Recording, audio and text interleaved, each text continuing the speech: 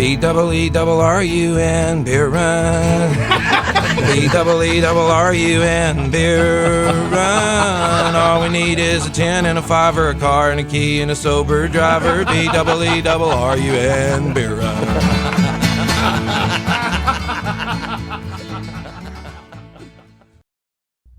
Welcome to the Beer Run, part of the BS and Beer Network, the only Saints podcast with a 2-drink minimum and takes as bad as working the chains at a Saints game. That's a joke, boy. You missed it. Went right past you. You gotta keep on your toes. Put toes at it.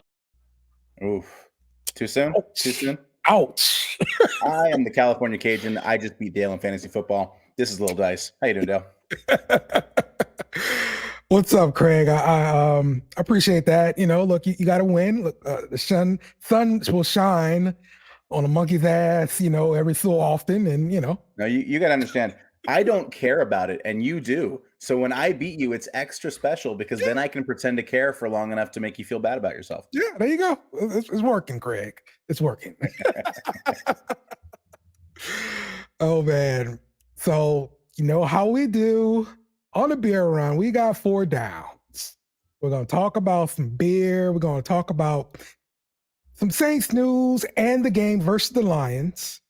We will talk with some Panthers fans about the upcoming game, and we'll give you our keys to victory and some predictions. So, referees, get out there, spot the ball. Let's get this thing going. First down, Saints. All right, Craig, what you drinking, bruh?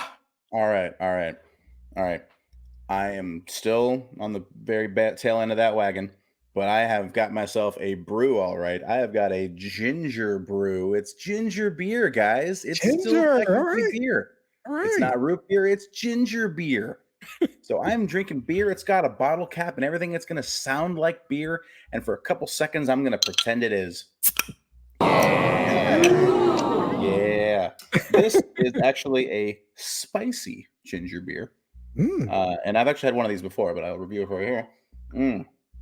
I'll tell you what the weird thing is. It doesn't taste spicy. It tastes like a delicious ginger beer that you throw some vodka in, have a nice little meal. But the back of your throat gets a burn, like you just swallow some spicy food. It's not your mouth, it's your throat. It's really unpleasant. It is a spectacularly terrible thing to drink. And I bought a couple of them. And I'm drinking one on this damn show because I have to have a beer, and it's a ginger beer, and I'm going to drink a beer on the beer run, damn it. Hey, I feel you, Craig. But what kind of spice is it? Is it like the cinnamon spice, or is it like pepper flakes or something that? It's kind of that ginger, almost like a that horseradish dry kind of spice. Okay. You eat like a big old, like you're having sushi and you eat the whole like little wad of ginger off the side they give you. Gotcha. A little bit like that. Gotcha. Okay. All right. Well, what are you drinking? Today, I did not have a beer in the fridge, so we will be using vodka and Hawaiian punch. Yay. Hawaiian punch. Hell yeah. That's exactly what I drank when I was 12.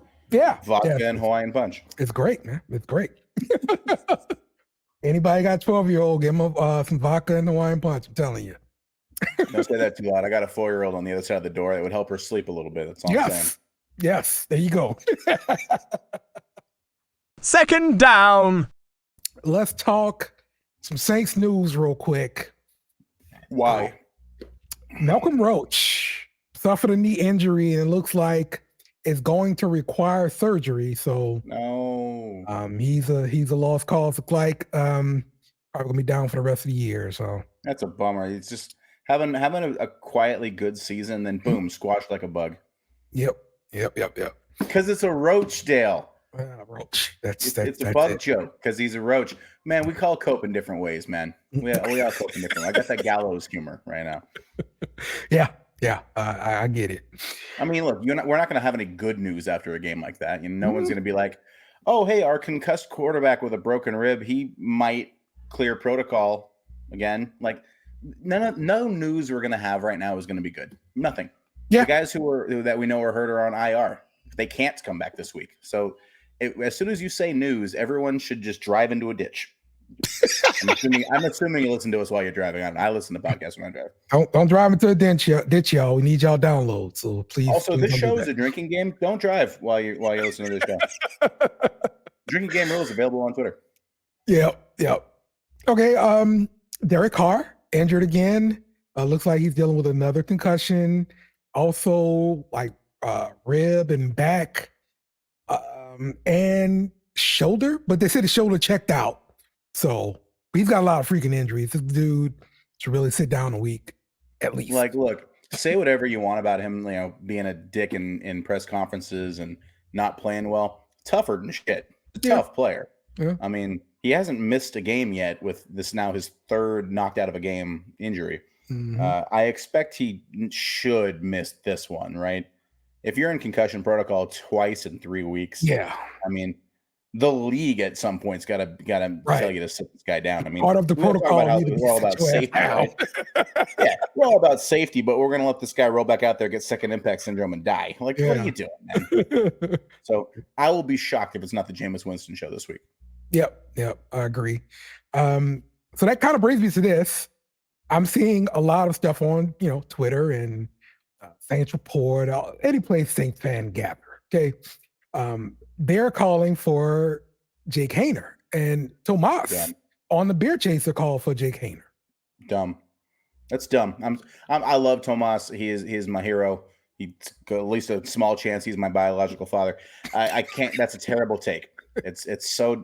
If you start your rookie, you're throwing in the towel at that point. Yeah. You have a veteran backup for when your starter gets hurt. You're a game out of first place, and the playoffs are very much still an option. You roll out your rookie, you're throwing in the towel. You are this close to losing that locker room. Yeah. You got guys calling you out on Twitter during games while they're on IR. Like you don't have any goodwill right now. You're not going to be like, well, I think we just got to keep doing what we're doing, but also we're going to roll a rookie out there and see how that goes. None of that. It's not going to work. It's stupid. It doesn't help the team in any way. I don't, man, if you do that, you got to get rid of Kamara. You got to trade guys like Lattimore, because you're telling all these guys that have been here for years and years and years, hey, this season's lost, man. We're throwing it in. Better luck next year. A game out of the playoffs picture. Yeah, well, we're gonna punt here on essentially third down. Like, it doesn't make any sense. Unfortunately, I agree with you here. Yeah, you can't send that kind of signal to the vets on his team, and there's a lot of vets on his team. So, Yep. Yeah, you can't do that. So yeah, let's talk about this veterans sending out tweets. Mike Thomas tweeting about Derek Carr during the game. We've had a few different times where Mike Thomas has done this. Let's see what Dennis Allen had to say about that. You have an injured player tweeting about your quarterback during the game. I ask this as respectfully as I can. Do you have a problem with that? At some point, do you think that player needs to be advised or whatever that that's not what should be happening? Yeah, we'll keep that in house, but I guess I was made aware of that last night. So He deleted. What a jackass question to ask too. Well, are you okay with that? Shut up, dude. There's a million ways to ask that question. And Dennis Allen answered the only way he could. It's like, yeah, okay. I'm going to deal with that and shut up. Like, nah. The whole thing in general is dumb, but I think Mike was in the wrong, and I'm a huge Michael Thomas fan. I think there's a chance that he sees that he's not going to be back on the field this year. And now it's like, okay, well, I screwed up vouching for this guy, and I can be critical of whoever I want, because why not? So I don't know what it means long-term. I think it was dumb. I think, guys on IR have got a few pain pills, in their system. They get their feet up on the couch, and you get a little bored when you're watching your team look like shit. Yeah. So I don't think there's anything to it. I don't think it's a big deal. I don't think it's going to affect the locker room. I just think it's dumb, and it pisses me off. Okay. All right. Well, let's get into the game. No, god damn. Can we start in the second quarter? No. Well, I mean, sure. I mean, we'll just talk about the whole game. The Saints lost to the Lions 33-28. Let's start with your overall thoughts there of the game. Infuriating. Because if we had just been blown out, we could be firing people. We could be running up the white flag. We could be talking about starting rookie quarterbacks. We could be doing all that shit. But we didn't. We looked like a substantially better team for 3/4 of that game. And that's why it makes me so mad, because we are better than most of these teams we keep losing to. It's looking that bad early in the game, and we look bad at the beginning of just about every game. It's coming out flat. That's coaching. That's preparation. Because once we get into the flow of the game, our players are better than a lot of teams' players. You know, even with all these injuries, like as once we got over the hump of, oh, we are unprepared for this football game, those first 5 minutes were brutal. And then after those 5 minutes were up, Carr gets on a roll. We're running the ball decently. The defense tightens up. I couldn't imagine a more clear and concise picture of what coaching failure looks like with a good roster than that game. Okay. The Saints went 4-4 in the red zone this last game. But they are the worst red zone team in the league. I can't take anything from it. I can take one thing from it, and that is that you should throw the fucking ball to Jimmy Graham more than 3 times a season. He has 3 targets this year and 2 touchdowns. Yeah. Fuck's sake. Yeah. Like that's been puzzling this whole year, especially since we've been struggling in the red zone.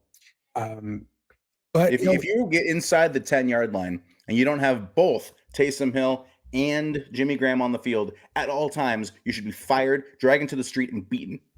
Yeah, I mean, listen, the answers for the red zone was Jimmy Graham, Taysom Hill, and Jamal Williams.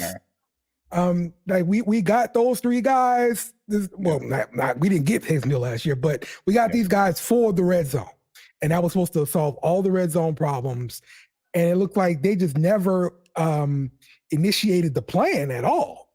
They had this idea in the offseason and never worked through it. So it's weird, man. Really It is weird.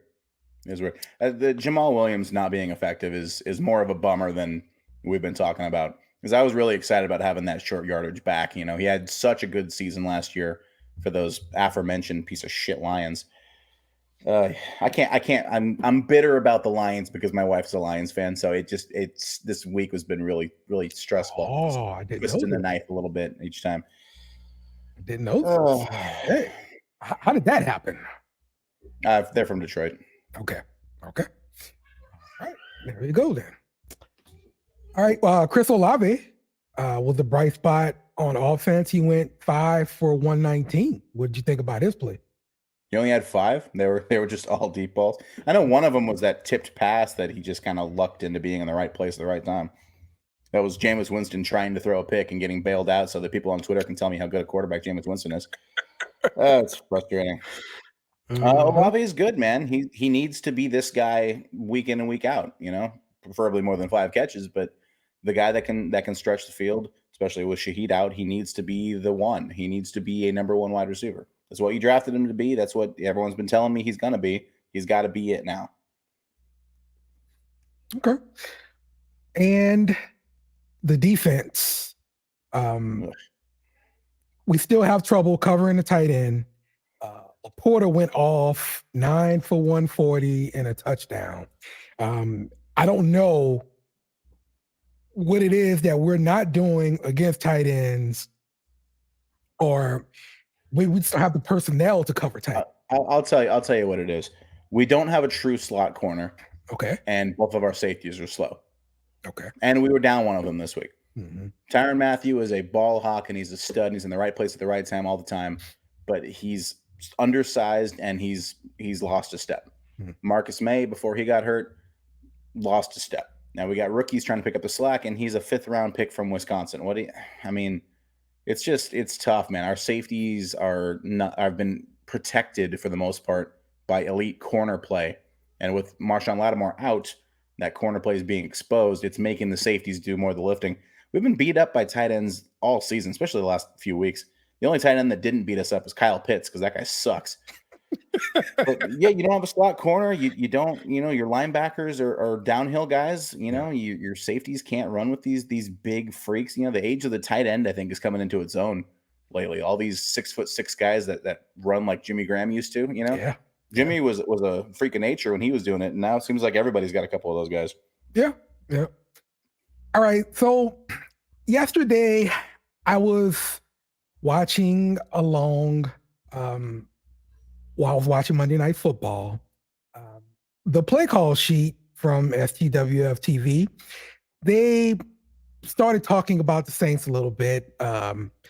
And I will say, they were like brutally honest and just gave their take. Now it's two clips, just about a minute each. I want you to respond to some of the things that they're saying because. Can I curse? No, sure, it's the beer run. So let's check these guys out. So y'all remember? Maybe last year, I was trying to tell them, Mickey Loomis, he's the best. Well, guess what? Y'all got to look for it next year. Saints fans. As of right now, going into next year, y'all are approximately $89 million over the salary cap. Oh, yeah, they kept kicking that. They've been kicking that can for years. Yeah. They've been kicking that can for years. How you at 87.8 with like no one outside of Olave and Rashid worth talking That's about? worth that type of money. That's crazy. Derek Carr is your biggest cap hit. Yeah, well, we all knew they were stuck on stupid for that. Your right tackle is your second big. Your right tackle. Not even the right tackle. It's the right tackle. But it just puts stuff into perspective as far as I know we get frustrated. Yeah, I'm going to bring him up. A lot of people get mad at Jerry Jones and whatnot. But sometimes the best deal he makes are the ones he don't make. In the perspective of that, the one thing I do like about it is they draft very well and they pay their own. That part I like. And guess what? If they can't afford to pay you, we'll let you go to free agency. We'll get a comp pick for you. Yeah, that's a long way to do it. It's been 28 years and counting. But I'd rather go that way versus taking the risk. Now, if you got somebody who's a can't miss out there that's available on the free agent market, you got to make that run. So Coach is a Cowboys fan, of course. And that was his criticism of our team building, salary cap management, that sort of thing. If I wanted to get advice about how to win a championship, I'm not going to ask a fucking Cowboys fan. All right. Fucker was in diapers last time they won a championship. Fuck you. 89 million. That's way less than usual. We're fine. I'm not even worried about it. Well, it was like 115 or something last year. I don't give a shit about the salary. It was pretty bad last year. We got to rebuild anyway. We're gonna get a new coach. We're gonna draft in the top 10. Fuck it. You know how you rebuild your salary cap? By drafting really high and having young players you don't have to pay. We're gonna get a top 10 pick, and we're gonna do that this year. I'm not even fucking. If next person talks to me about the salary cap's getting a bottle upside the head, I swear to it. Oh man. Okay. Well, hey, that's what the people on the outside are saying. I just, want to bring it in and have to discuss it a little bit. So there we go. We don't even play the Cowboys, and you put a Cowboys fan on my damn podcast. I swear to God. Third down for what? Joining us today on Third Down, we've got Carolina Dad from Two Growls, One Roar, and we got Nick from Roll Coverage. What's up, y'all? What's up? That's right. That's right. Welcome back to the show. You guys. I don't care how bad y'all's record is. I still hate you. Yeah. That's right. That's the way it's supposed to be. Hey, everybody hates pond scum. It happens. That's right. Our Carolina fans are back for another round. Welcome them in. That's right. So let's get to it, guys. You guys fired your head coach. And so, Nick, I saw that you did a breakdown of Chris Tabor's first press conference. Yep. What's your first thought to Tabor? Tabor, I looked at his pedigree. I actually have a video coming out, hopefully tomorrow, of his full history, where he came from, just everything. And I'm really excited for the future. It's unfortunate we're only going to get him for 6 games. Well, at this point, 5 games, because I don't think he's going to be retained long term. If he is, he's just going to go back to special teams or something else. I expect him to absolutely go after filling that head coaching position, but I just don't think that there was no way that it was going to be immeasurably better by getting rid of a head coach. No team goes, hey, we were 1-10. Now we're going to win 8 or 6 straight. That's not a normal, thing, unless you're firing him the first or second week into the season. So overall, Chris Tabor, I like all of his press conferences. I like his demeanor. I like the happiness. If you haven't checked out the breakdowns, he actually has a bell that he likes to mess with people with. That's what we need. We need something. We need it to come together. Okay. He is the best option right now. Like a Mississippi State cowbell kind of situation? No, apparently it's like a hotel bell, and apparently it wasn't bell. Yeah. And he goes, "Oh yeah, I didn't even think about it. It was just there one day, so I just decided to start using it." It's like, okay. Yeah. Oh, okay. All right. Okay. Why not? Exactly. Yeah. I mean, look, you got to do something, change it up, I guess. So, Dale, there's a whole other argument we're gonna have on second down, Dale. All right, you keep that change to yourself. Oh goodness. All right. Well, Carolina, what's your thoughts on Tabor?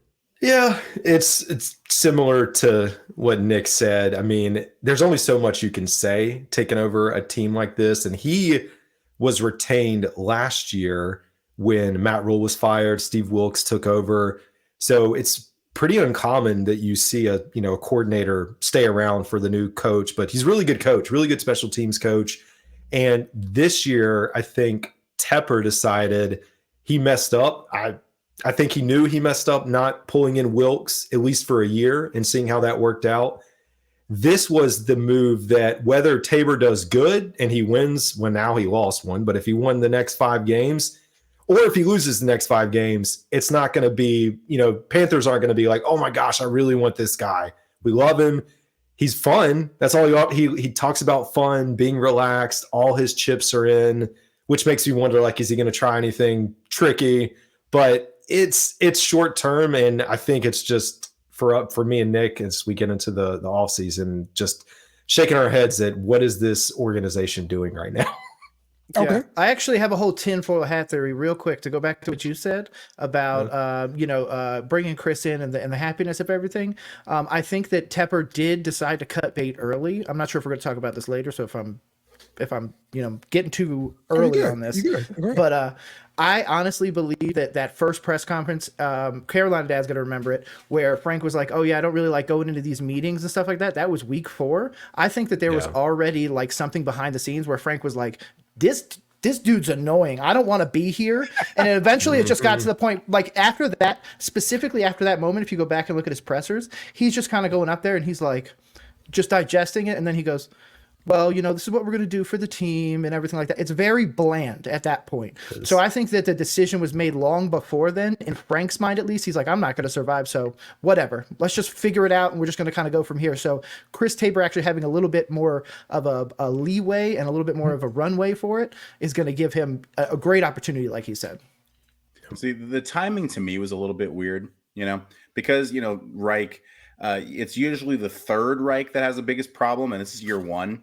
So, the first Reich isn't usually when they get all genocidal and stuff, but, we just need to watch out if he decides to go, coach in the Bundesliga or something. There's no way. We got to stay away. Man. So along the same lines, do you believe that the owner is too impatient? And do you believe he's like a micromanager? Because, I mean, with Reich saying the things that he said, the way he felt at that press conference, to me, it sounded like, you had one of those jobs where you got that micromanaging boss, you got to submit all these different forms and all this kind of mess. And that's what he was going through. Is that what you saw Carolina do? Yeah, I think that's the general consensus because he also, I don't know if y'all know, owns an MLS team here, Charlotte FC. Okay. He's fired 2 coaches there in the span in a very short time. Same thing. Like they just made the MLS playoffs and he fired the coach. He fired 2 in 2 years. Yes. So you've got that mixed with the football, and that people are saying that they're like, why do you want to come here? Even this past week, I think it was Diana Rossini is reporting that there's communication happening around the league about coming to work in Carolina, as a coach. And when you start like really getting into it, there's this theory that we want to have Ben Johnson, or he's one of the hot names out of Detroit, offensive coordinator. He interviewed here last year. Well, Deuce Staley, who was let go by when Tabor took over, was at Detroit last year. And that he's going to be texting him up and saying, hey, man, this guy has, runs all these kind of meetings and it's this much pressure. And he's coming in and telling us to run more RPOs. Like some of it may be, stretched a little bit, but he's involved. And Nick, I know you probably have some thoughts too. Guys. Boy, dude, if we got an hour, I could drop a lot of F-bombs and say a lot about David Tepper. Okay. Bring the show. Drop them. As somebody that is getting their degree, I have nowhere near the aptitude or ability of David Tepper. The first thing they teach you in finance is if it's not working, don't keep holding it. So he's going to just cut bait with as many people as quickly as possible. But the problem is like he said, he's way too involved. Like the rumor is now that, oh God, what's his wife's name? She is blanking right now. Nicole Tepper really liked Bryce Young, and that's why we might have sided with Bryce. I absolutely believe in the core of my bones that in 4 to 5 years, when those NDAs are gone and when all the paychecks have been paid to all the coaches and everything, that there's going to be Reich, Josh McCown, Deuce Staley, and all of them going to come out and be like, we all said Stroud, and that asshole said Bryce Young. Yep. Not saying that Bryce Young isn't good and can't be good. Just right now, if you're not going to give your head coach the ability to pick the quarterback, you're not going to even keep your head coach past 11 games. The guy who threw your first touchdown there's a lot that Frank Reich was supposed to bring home and start rebuilding Carolina. And the first thing you do is cut him out. That shows to Ben Johnson. That shows to everybody. This is not a place you want to go. That's why, to be honest, that report, Carolina Dad actually talked about it briefly on his Twitter, which is amazing. Follow him. Dude's got so much analytical stuff. Yeah. But we might actually end up getting subdued with Bill frickin' Belichick, which means Bill O'Brien will be our offensive play caller because he was Bryce's play caller in college. The Saints weirdly have a really good record against Belichick. So, yeah, dude, bring it on. Bring it on. Let's get crazy with this. Let's have fun.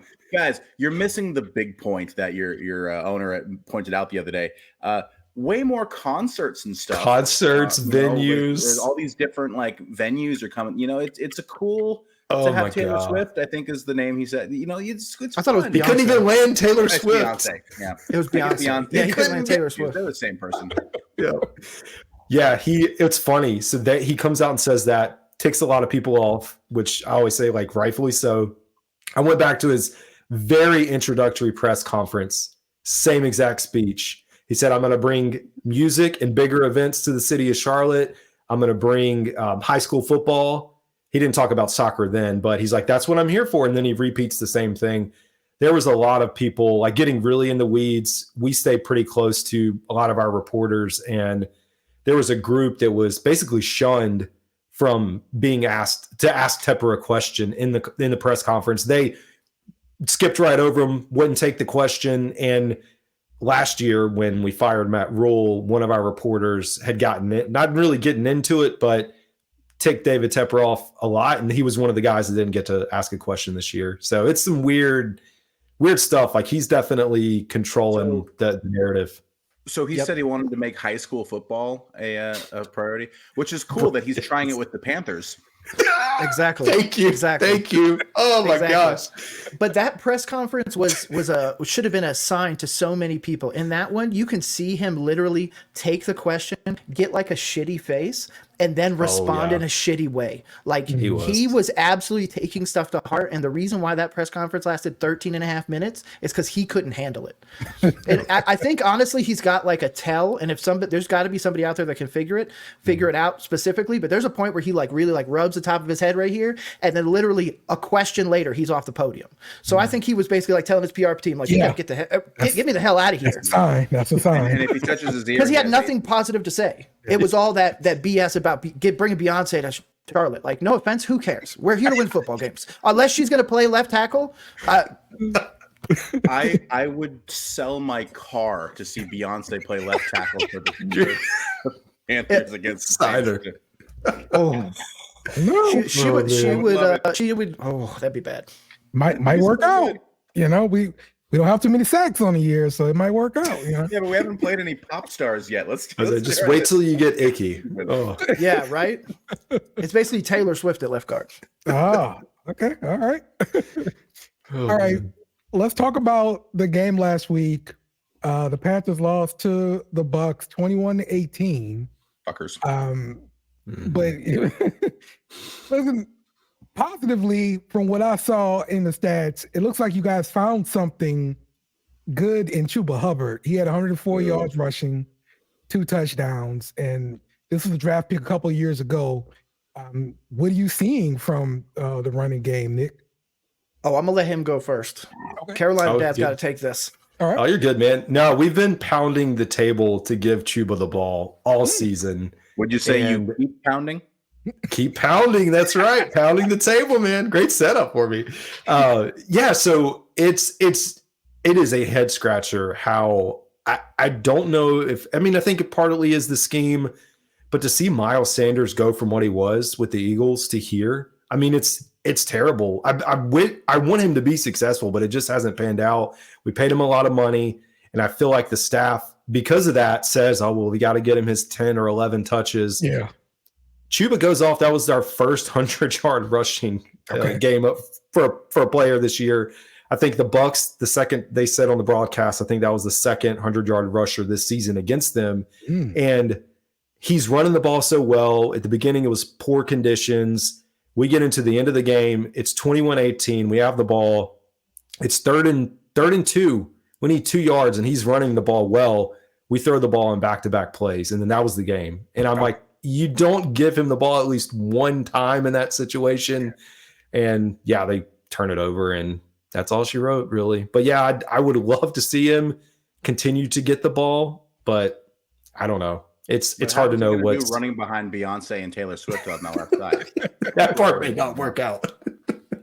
Yeah, that's honestly been the problem, though. Like, I think it's the expectations were set so high. Like, we're a quarterback away.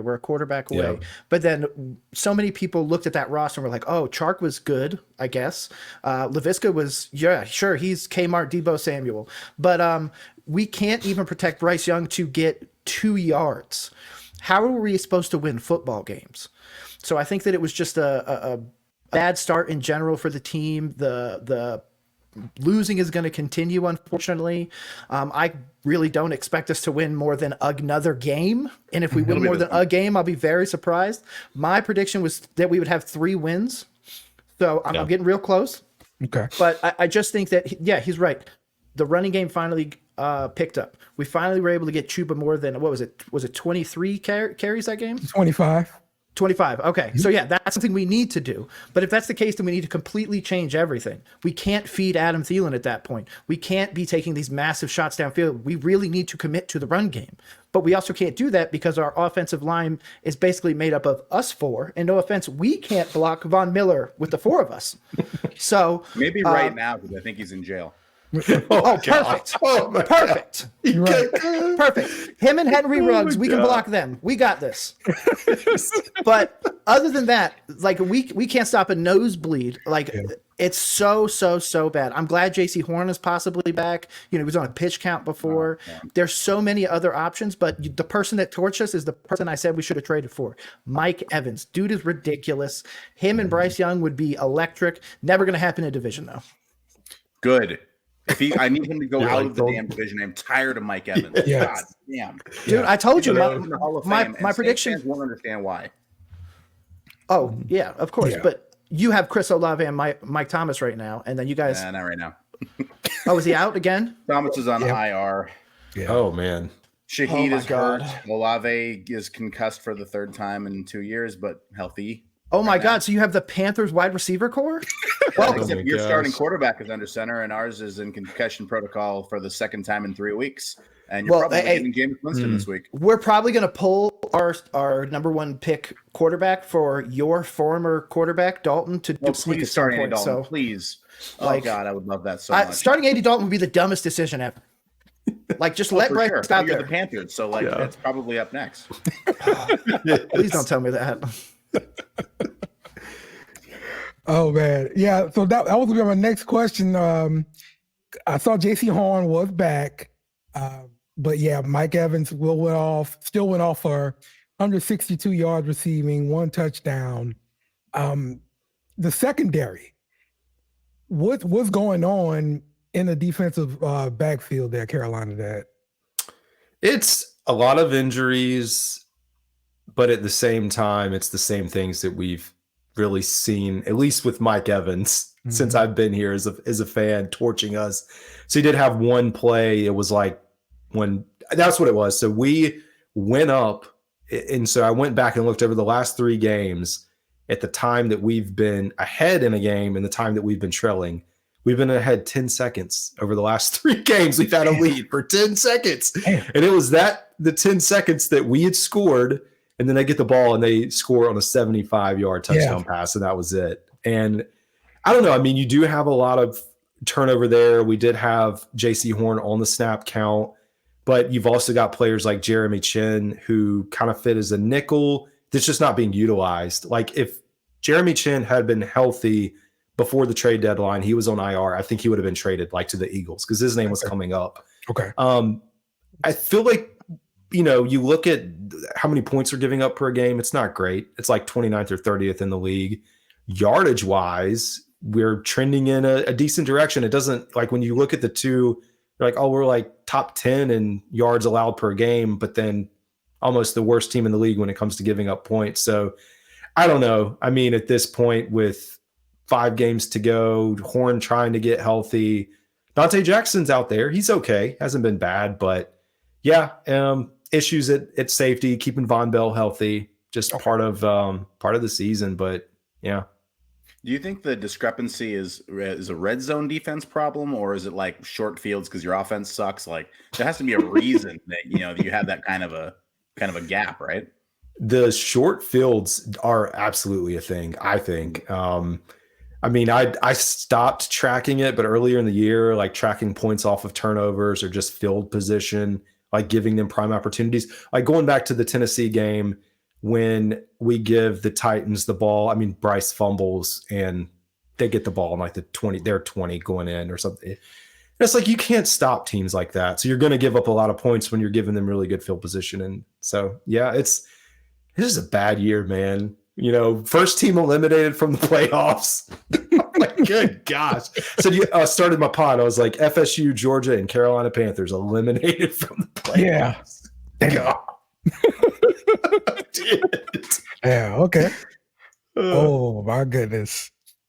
All right. Well, Nick, if the Panthers come out with the victory this weekend, what does that look like to you? Boy, how you guys need to call a ambulance if that's the case, because there's a bunch of y'all that are getting carried off the field. I think you guys might end up having to play 9 or 10 guys on the field. Maybe play some coaches out there too. That's the way the Panthers are getting this win. I think that you guys have a really, really stout defense, and unfortunately, we haven't been able to generate the pressures that we've really wanted. Brian Burns hasn't fortunately showed up in the sack department. He got ejected last game too. Yeah, that was crazy. He probably come out this open face. Yeah, his little smush. I just don't think that right now, with the issues we've had previously, ball security, ball safety in general, Bryce just dropping it and stuff like that, like, you guys are a harder play anyways because you're in division. So I just think that if we're going to beat you guys, he's going to have 350 passing yards and 3 touchdowns and no picks. but that hasn't showed up in the NFL yet, so I don't believe in it yet. Well, I'm going to give you a couple of reasons that you might be more optimistic than you currently are. All right, so our run defense is terrible, like objectively terrible. Running quarterbacks, running back, doesn't matter. Running defense is bad, right? We're banged up. Cam Jordan might not play. If he's going to play, he played 17 snaps last week. He's going to be at pitch count. Pete Werner was out last week. He might not play this week. Marshawn Lattimore is out this week. Defense is, they're opportunistic, all that kind of good stuff. They're banged up. Offensively, move the ball really well. Don't score in the red zone. There's a lot. We don't play as well at home. We've now played 3 division games. We have scored 2 touchdowns. Both of them were by a running back who is no longer on the team. Which one? We have not scored a division touchdown since we played y'all in week, 2? So didn't score a touchdown against the Bucs. Didn't score a touchdown against the Falcons a couple weeks ago. We scored 4 touchdowns against the Lions, who have the worst red zone defense in the NFL. Our quarterback's probably not going to play. We're going to have Jameis Winston, and everyone who tells me on Twitter that Jameis Winston is better than Derek Carr are going to be real fucking quiet after this one because he's not going to do well. Hey, you want to? I got a stat for that actually from Panthers on Tap. Jameis Winston is 0-2 as Saints starter against the Panthers. Stats in those 2 games is 36 of 63 for 464, 1 touchdown and 4 picks. Yeah, that sounds about right. So Jameis is the one that I thought that if somebody needed a backup, I thought y'all should have traded him. But clearly, that was the right decision to keep him. Yeah. Well, this is going to be. He came in relief 3 times already this year. Carr keeps coming back. He's fighting through these injuries, but he's now got 2 concussions, hurt his shoulder. He's got a rib injury now. So he's getting beat the hell out of, which speaks to our offensive line not being the premier unit in the NFL I was hoping it was going to be. So as much as you guys are gloom and doom about being 1-10 and don't have a head coach and everything, we are way more pissed off over here because we thought we were going to be something. We thought this was going to be a roster. I remember this first show we were on. I rewatched it before we got on here, and I'm all excited. I'm all pumping my chest how we're going to win 10 games. We're going to be the shit. We're going to win maybe 7 at this rate. I'm going to the game in a couple of weeks, and I don't know if I want to. It's getting rough, man. It's getting rough. And I'm straight up. Y'all 1-10, and I don't expect to win this week. Wow. That's tough for you. Do you think we need to start having the conversation that Derek Carr is getting towards the twilight of his career? I think we had the conversation that our coaching staff is not good enough to put him in a position to win games. So they're asking him to do it for him. He didn't have the coach for the Raiders. So what coach does he need? I am not sure that the coaching with the Raiders is any worse than what we have now. Pete Carmichael has been Sean Payton's coattail rider his entire career and is completely incompetent. They're saying your head coach is pretty much done Sean the minute Payton we get getting you a career. So now you're over here like, oh, well, we'll just make Jameis Winston and Derek Carr work. I don't need Sean Payton. And that Drew Rodriguez guy, he was a bum. Who cares about that? We're going to be fine.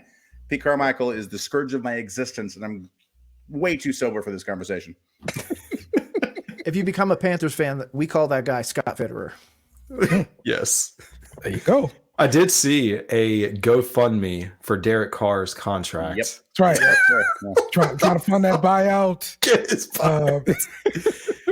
Oh, man. And then there was Derek Carr last week started the game 1 for 5 with an interception. And the interception was a pass he threw that hit our tight end, Juwan Johnson, in both hands. Oh, my God. Dropped it, kicked it over, picked off. First play of the game for us. After the first quarter, he completed his next 15 passes in a row. So he got it together, and then he got concussed. So 1 step forward, 2 steps back. The whole season on offense, it's been disgusting. When it was like 21-0, and then I was like, oh my gosh, this is like, and then y'all came back. I didn't get to see it, the finish of it, but they made it like a competitive game at least. So yeah. I couldn't just tune out and not get stressed out about it. They had to make it stressful. That's right. Hang you in. Do it, I'll go play with my kids or something like that. But no, they got to drag me back in and make me care some more. That's what they do, man. That's what they do. Heartbreakers, I'm telling you. The worst. All right, let's go with predictions. Carolina Dale, let's start with you. What did you see happening this weekend? Yeah, Panthers are averaging 15.9 points per game, creeping up from 15.7 ahead of last week. Hard for me. I've said we are everyone's get-right game. There's been some up and downs where I've picked us a few times. I'm not picking the Panthers. I just did my preview. I haven't posted it, but I've got Saints 28, Panthers 20. Okay. Wow. There we go. 4 touchdowns. Gimme. Yeah. We give them away over here. I want them. Yes, please. All right, Nick, what you got?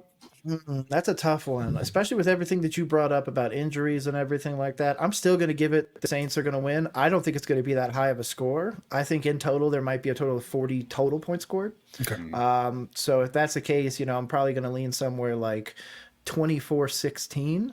And one of those would probably be like a pick 6 or something from Jameis Winston or something like that. But I don't think our offense really can do it. If you guys half your defenses out, I'll take it. Let Chuba run all over y'all. I'll take the W. Run away with it. But if that doesn't happen and we lose, yeah, like I said, if we get one more win this year, I'll be happy. There you go. All right. Carolina Dad, tell us about your channel and where people can find you. Yeah, so 2 growls, 1 roar, got a single hoodie, but you can follow on Instagram, Facebook, Twitter, X, whatever, and YouTube, and wherever you get your podcast. All right, gotcha. All right, Nick, what about you? Yep, I'm Roll Coverage on YouTube, Roll Coverage Pod on Twitter and X. Haven't diversified myself to TikTok or anything yet. That's coming here soon, so just go follow me on there. I appreciate y'all. All right, you guys give these guys a follow. We do appreciate you guys coming in again. And, look, hopefully we can find another Bucs fan and a Falcons fan, and we can get together and do an NFC South podcast together. That's what I'm looking forward to. I intentionally did not come on the show the week that we were playing the Panthers because I have no intention of talking with Panthers fans. It's not part of what I want to do. Oh, Jabron, Twitter's so bad right now. Twitter's, It is. They're talking about Bryce Young won't throw for 3,000 yards the rest of the season. Ooh. Yeah. There we go. Wow. If he gets up to 2,900 yards, I'm going to be real mad. Hot stuff on Twitters, y'all. We might get 3,000 this weekend. Let's all on the break. It's fine. All right. Well, we appreciate you guys joining us again. And we will reach out again when we can talk. So yeah. Yeah. See you. Thank y'all. Appreciate it. See y'all. Thank you, guys. All right. They're going to go for it here on 4th down. All right, Craig, 4th down. Let's talk about the game. Now, what do you see happening? What's your thoughts about how this game is going to unfold?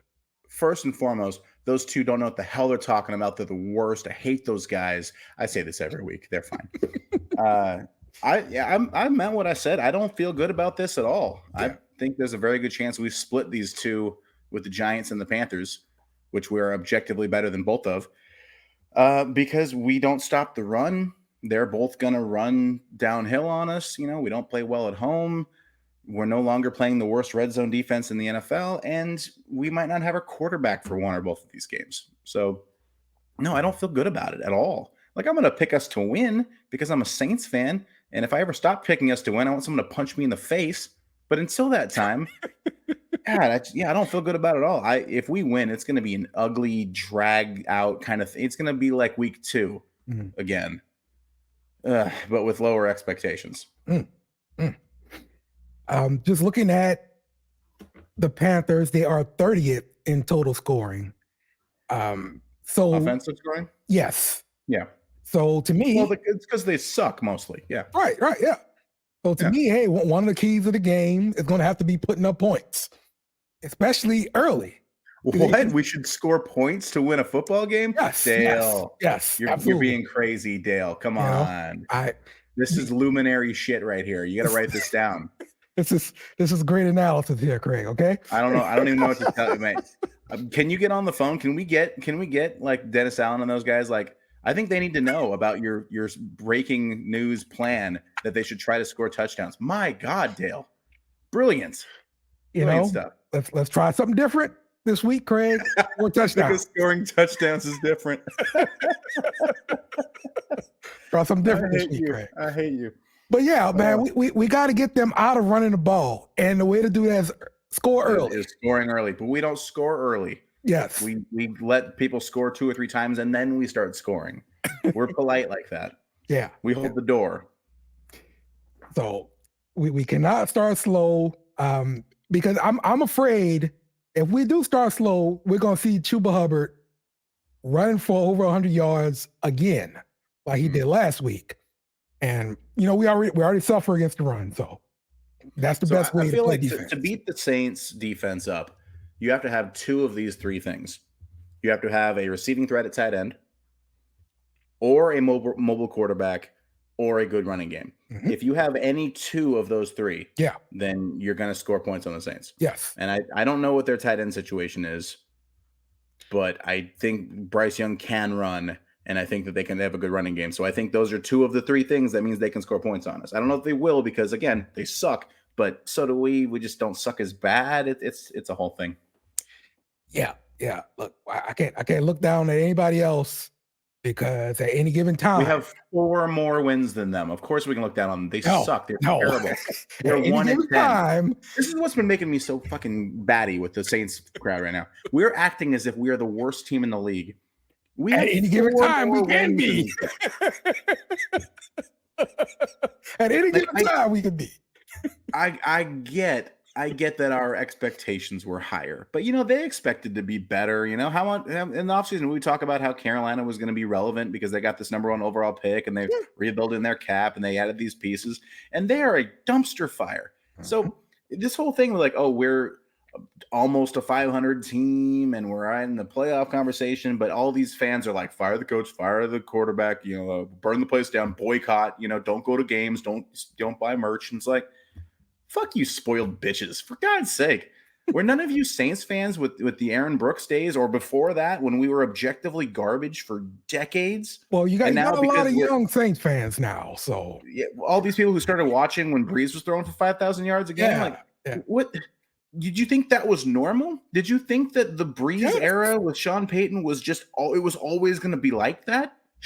Grow up. That's what young fans are. Peter Pan. This is the real world. Sometimes your team isn't elite, and we're not even a really bad team. We're just kind of a mid team. Like, fuck off, all of you guys. Jesus, I hate. This is what they do. They're tearing us apart from the inside. Great empires cannot fall from outside. They have to crumble from within, and we are crumbling from within from a bunch of people who are like, oh, well. The worst free agent signing of all time is Derek Carr. Shut the fuck up. The worst free agent signing of all time? Not Jarris Bird or Brandon Browner, guys who actively ruined Drew Brees' prime. Those guys it's recency bias and it's stupid. It's ignorance. God, I'm mad at us. Yeah, it is a lot of recency bias. It's so dumb. So both of the teams both have 19 sacks on the season. Oof. So this tells me we should be able to protect our quarterback. Don't get your quarterback hurt this game. Protect the freaking quarterback. At least we're in a unique position where even with our starting quarterback hurt, we have a starting quarterback to play in his place, and we have a young backup, and also we have Taysom Hill, who's won games as a quarterback. So it's like we do have more quarterback depth than anyone else in the NFL. Doesn't mean I want to use it, but it's a weird thing. It's nice to have, I guess. Respond to this comment. We got this on the Beer Chaser. If you use 3 quarterbacks, you can't win football games. So have they seen Florida State this year, or they seen Bama most years? Like, no, the phrase that I think they're trying to go with is if you have 2 quarterbacks, you don't have any. Mm-hmm. And that's a way of saying if you have an open quarterback competition and you don't know which one to go with, it's because neither of them is good enough to win the job. So I think that's a reference to that old saying. But no, that's not how it works. We have 3 quarterbacks because we have a starter, we have a backup, and we have a tight end who plays quarterback. Mm-hmm. You know what I mean? So we don't have 3 quarterbacks. We have a quarterback. And we have a backup for that quarterback because you'd have to have a backup. I don't get I don't think I get the comment. If you have 3 quarterbacks, then you suck. Like, what the fuck are you talking about? Every team carries 3 quarterbacks, whether one of them's on the practice squad and one's a backup. What the hell are you talking about? They're saying if you actually playing them in the game, you're not going to win the game. If you're playing 3 because it means 2 of your quarterbacks got hurt if you have a third one. What? Yeah. Correct. You know what, commenter? You are absolutely right. If you have to play a 3rd string quarterback because your first 2 got hurt, you're probably not winning. Okay. There we go. So my last key for the game, the deep ball should be available. Mike Evans had a 75-yard receiving touchdown last week. He went off 163 yards total. I need to see somebody go off. So, I mean, you're asking to have chemistry with a quarterback that's only been, hasn't started a game in, 2 years. Amos is a deep ball god. Yeah, I guess, but he's only going to have one of his deep threats. I don't think we're getting Shaheed back. So, okay. I mean, yeah, man. So you want to score points, don't get your quarterback hurt, and throw deep balls. Come on, man. I feel like all three of those could be accomplished on one play. Go. You just drop back, you have some protection, you hit a guy deep, it scores a touchdown. You got 3 check marks on one play, and then we can just pop our beers and kick back the rest of the time, right? Simple game plan. Let's do it. Simple game. One more thing I wanted to warn you about here, Craig. You brought up the tight end. The Panthers have a tight end from LSU. Steven Sullivan. No, Steven Sullivan. He used to be a wide receiver. Transition. Yeah, he sucks. Tight end, and he's on the team. So if Sullivan goes off, no, not really. He's just a contributor. He's probably he's not the kind of guy on the depth chart. He's not Sam Laporta or that guy in Minnesota that kicked our ass. Hawkinson. Yeah. But if he goes off like those guys, we got serious problems. If he does, he's gonna make me actively hate LSU a little bit because you're gonna be insufferable. Hey, I gotta point out the LSU. If he goes off, it means he's beating Tyrann Mathieu. So is it gonna cancel out your LSU love? Oh, yeah. Oh, yeah. Didn't think about LSU that. Did you? On LSU crime. I don't like that. Yeah, not good. All right, give me predictions, man. I don't pick the Saints to lose. I'm not in the business of doing that. It bums me out.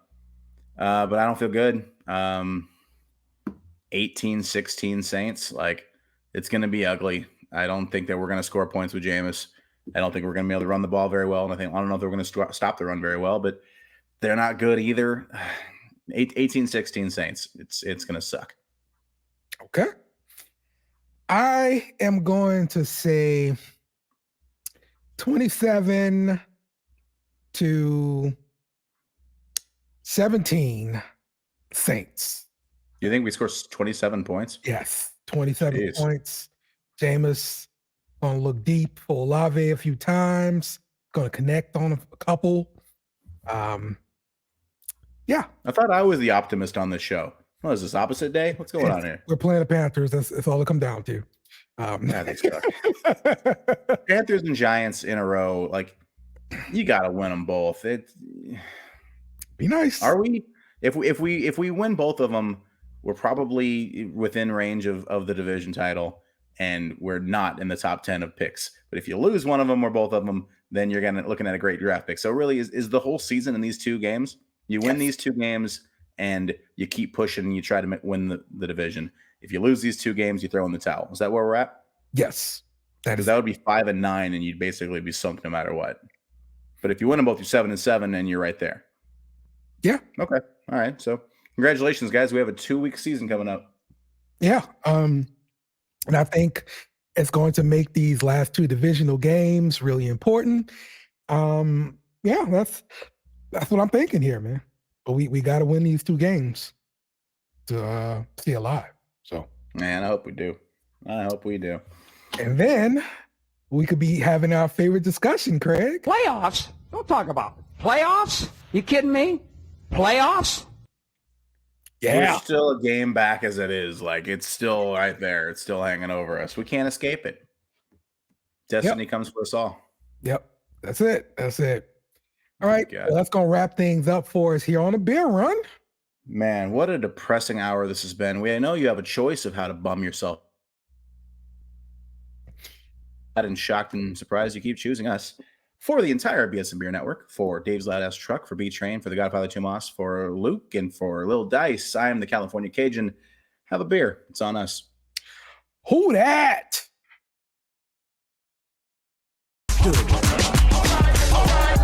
Remember to follow us on social media at bsnbeer Media. Also, smash the like button on YouTube and share with friends.